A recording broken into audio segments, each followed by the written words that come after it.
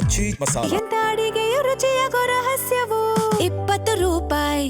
ಇನ್ನು ಎಲ್ಲ ಬೆಳವಣಿಗೆ ಯಾವ ರೀತಿಯಾಗಿ ಕಾಣಿಸ್ತಾ ಇದೆ ಅಂತಂದ್ರೆ ಯಾವುದು ಸರಿ ಇಲ್ವೇನೋ ಕಾಂಗ್ರೆಸ್ನಲ್ಲಿ ಅನ್ನುವಂಥ ಬೆಳವಣಿಗೆಗಳಿದೆ.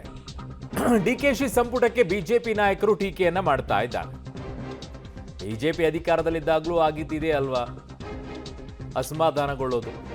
ಪೇಮೆಂಟ್ ಕೋಟಾ ಇಲ್ಲವೇ ಮ್ಯಾನೇಜ್ಮೆಂಟ್ ಕೋಟಾ, ಇವೆರಡೇ ಕೋಟಾ ಇರೋದು ಅಂತ ಬಿಜೆಪಿಯವರು ಆರೋಪ ಮಾಡ್ತಾ ಇದ್ದಾರೆ. ಡಿಕೆ ಸಂಪುಟದಲ್ಲಿ ಎರಡು ಕೋಟಾದಲ್ಲಿ ಕೆಲವರು ಸಂಪುಟ ಸೇರಿದ್ದಾರೆ.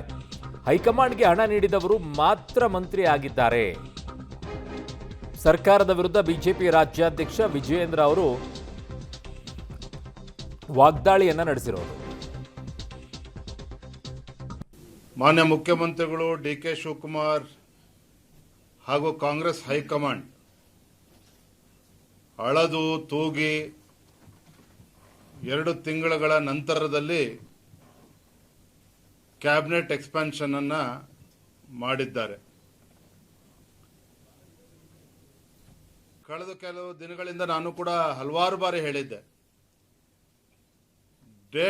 ರೇಟ್ ಫಿಕ್ಸ್ ಆಗದೆ ಡೇಟ್ ಫಿಕ್ಸ್ ಆಗ್ತಾ ಇಲ್ಲ, ರೇಟ್ ಫಿಕ್ಸ್ ಆಗದೇನೆ ಡೇಟ್ ಫಿಕ್ಸ್ ಆಗ್ತಾ ಇಲ್ಲ.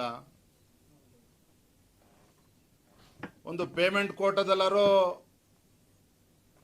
ಸಚಿವ ಸಂಪುಟಕ್ಕೆ ಸೇರಬೇಕು, ಇಲ್ಲ ಮ್ಯಾನೇಜ್ಮೆಂಟ್ ಕೋಟಾದಲ್ಲಾರು ಕೂಡ ಸಚಿವ ಸಂಪುಟಕ್ಕೆ ಸೇರಬೇಕು. ಇವೆರಡೇ ಕೋಟಾ ಇರೋದು, ಪೇಮೆಂಟ್ ಕೋಟಾ ಮತ್ತು ಮ್ಯಾನೇಜ್ಮೆಂಟ್ ಕೋಟಾ. ಇವು ಎರಡು ಬಿಟ್ಟರೆ ಮೂರನೇ ಕೋಟಾ ಯಾವುದು ಕೂಡ ಇಲ್ಲ.